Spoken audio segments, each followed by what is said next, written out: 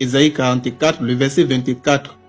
Ainsi parle l'Éternel, ton Rédempteur, celui qui t'a formé dès le sein de ta mère.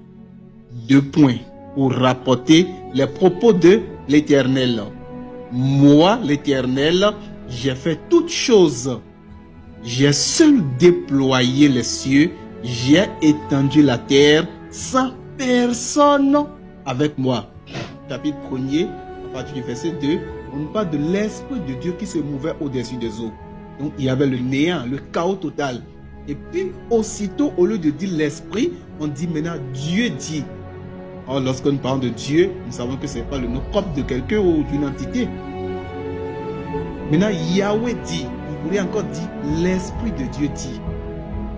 Voilà les tournures qui peuvent être employées dans Genèse chapitre 1, à partir du verset 2 au verset 3. Donc, il n'y a pas une différence entre Dieu dont il est question et l'Esprit de Dieu dont il est question. C'est pour désigner le Créateur dans son intégralité. Puis, parlant de l'Éternel, Dieu qui a tout créé, seul, dans Genèse 1, de 2 à 3, dans l'évangile de Jean, chapitre 1, du verset 1 au verset 14, c'est plutôt le Fils qui est créateur de toutes choses. Donc, nous référant à Ésaïe 44, le verset 24, on serait également tenté de dire que le Fils peut dire, je dis ainsi, moi le Fils. J'ai fait toutes choses, j'ai déployé les cieux, j'ai étendu la terre, sans personne avec moi. Puisque dans l'évangile de Jean, le chapitre 14, c'est ce que nous lisons. Que le Fils, toutes choses ont été créées par le Fils. Je reprends cette lecture et nous aimons très bien. Et donc même les démons cherchent même à démontrer le contraire de ce qui est écrit. Si vous êtes là, je vous invite à monter. Très chers amis, très chers frères et sœurs musulmans, vraiment nous vous aimons parce que c'est vous, notre cible principale. Vous devez comprendre qui est l'Éternel, qui est le Christ, qui est Yahweh, qui est Jésus. Et puis maintenant, comprendre qui est l'Esprit Saint dont nous voulons vous présenter son humanisation, son anthropomorphisation. Jean 1, je commence à partir du verset 1er. Au commencement était la parole et la parole était avec Dieu et la parole est Dieu. Elle était au commencement avec Dieu.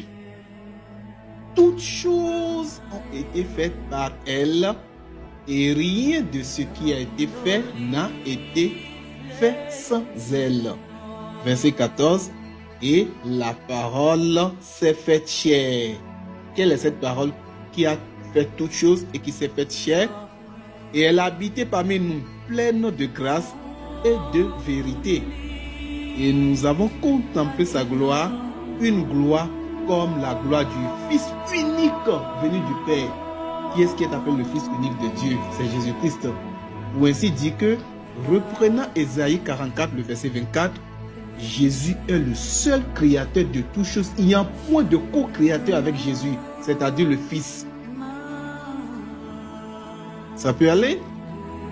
Je reprends maintenant Job le chapitre 33. D'accord? Je reprends Job le chapitre 33, le verset 4. L'Esprit de Dieu m'a créé et le souffle du Tout-Puissant m'anime. Puis, par analogie, l'Esprit Saint est l'unique créateur de toutes choses. Il y a un point de co-créateur avec l'Esprit Saint. Pour récapituler mes propos, Yahweh, c'est-à-dire Dieu le Père, présenté dans Genèse, il est l'unique créateur des cieux et de la terre.